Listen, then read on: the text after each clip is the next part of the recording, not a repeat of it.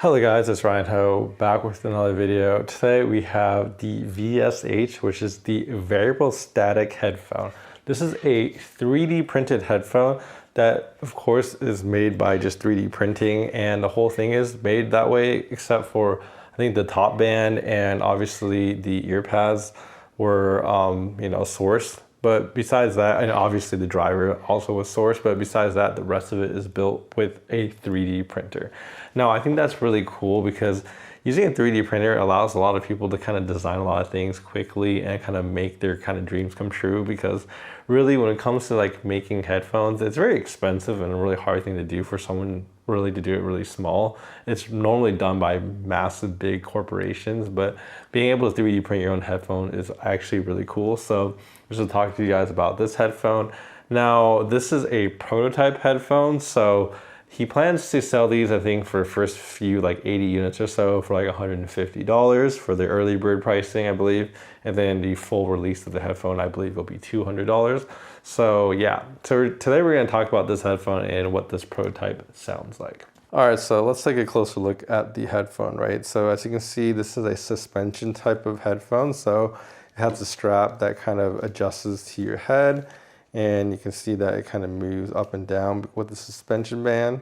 And this is actually adjustable too. So you have these screws on the side, one in the front, one in the back. You kind of have to unscrew it. Then you kind of pull this part up to kind of adjust how tight you want it. So I kind of moved mine up one each on each side to make it a little tighter. And then you can also see this logo right here. So the VSH logo, the variable static headphone. Obviously, he has been working on a redesign of the logo, so his kind of full product might have something different. And then we have this left, right. This is actually a smoother type of plastic versus this is more of a textured plastic. And then we have this headband, which is also all 3D printed. He actually sent me two different versions of the headband right here. So you can actually have one that could fit smaller heads and bigger heads because it's shorter and longer. So, and it kind of affects the clamping force as well. Now we have the kind of the headphone, the yokes right here. So you can see that these are actually not centered. As you can see, a lot of headphones are actually not centered, like the Sennheiser HD 58X Jubilee. So you can see the design is actually very similar in the sense that you can see through the driver, and it has that kind of, yoke design that isn't in the center. And this kind of helps you kind of make it feel more comfortable on your head, simply because human heads aren't shaped like symmetrical. They're they lean forward the shape of your ear. Now we also have the plug. So this is a 3.5 millimeter jack, so you can enter through this for dual entry down below. And then out the headphone, it has a cable, right? So you can see the cable it comes with the 3.5 on the headphone side, and then the 3.5 millimeter out. So this is the cable it comes with. It also comes with a 1/4-inch adapter as well, if you need that to plug into your bigger amplifiers. So you can see there's not many screws on this device. So you can see there's one screw down here for the whole entire headphone, and I think that's about it. Well, I think there's a second one right there. And that's about it to kind of construct the main body. So let's talk about the pads. So it comes with the HM5 pads. So you can see that these are kind of a perforated leather pad. They're very, very thick and they're very soft. So I don't think anyone's gonna complain about it not being comfortable, because it fits really, really well. And it's very soft down here. Now, it doesn't feel like it's memory foam, but it's definitely really soft. And I think the build of this headphone is probably the best part in the sense of like being lightweight and comfortable. I don't think I've had a headphone be this lightweight and comfortable before. So let's put it on the scale. So on the scale, you can see it's about 261 grams, so it's pretty lightweight. I have the Sennheiser HD 58X right here. And this one actually weighs a little bit lighter at 255, so it's around the same realm of weight. Another cool thing about this headphone is you kind of have the swivel. You can see there's actually quite a lot of range on this, surprisingly. Like you can turn a lot. And obviously you can do this as well. So you really have all the adjustability that you need. All right, let's talk about everyone's favorite part, sound.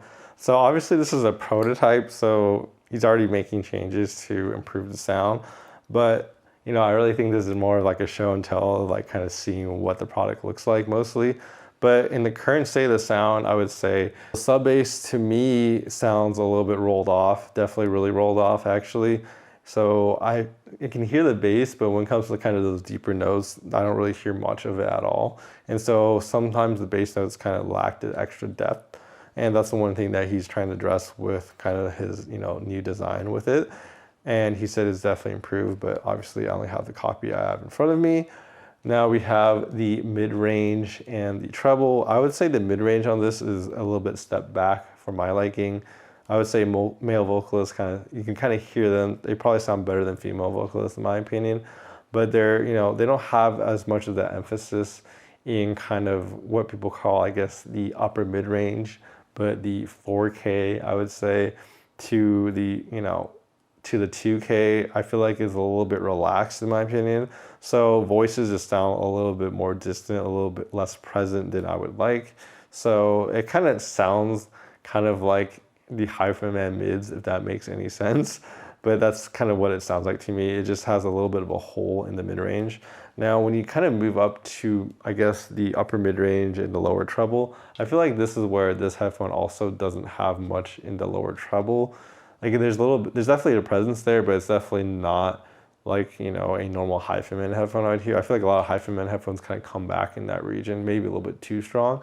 But in this headphone, it sounds like there's definitely some of that. So when you move up to like the 8K, which is like the, upper treble, you can definitely hear that it comes back alive in that region. You can definitely hear it more over there. And I feel like that's probably the best region in this headphone, where it has a good kind of upper treble to kind of round things off. Now it's not super treble like emphasized or anything, but I feel like that part does stand out to me as pretty good. And all in all, I would say this just sounds like a warm headphone. So like I said, this is a prototype, so I guess for me, if it had more mid-range presence and better sub bass, those are probably the two things that I would like to see improved on it. But honestly, this is a nice looking headphone, and I've always wanted to actually make my own headphone, and 3D printing seems like the most viable option, in my opinion. If you're just like a small maker and you want to make a headphone, this is probably one of the only ways you can get into the game,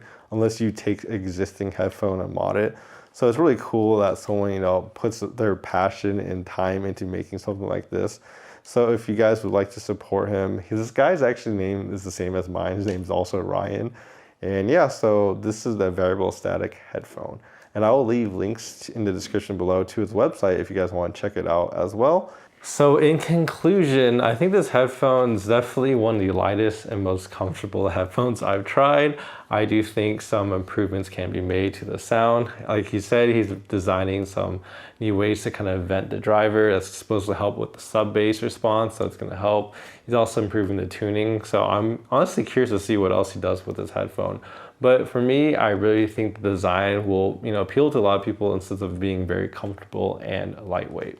Hope you guys enjoyed this video. Please like and subscribe down below. Helps my videos out, and I'll see you guys next time.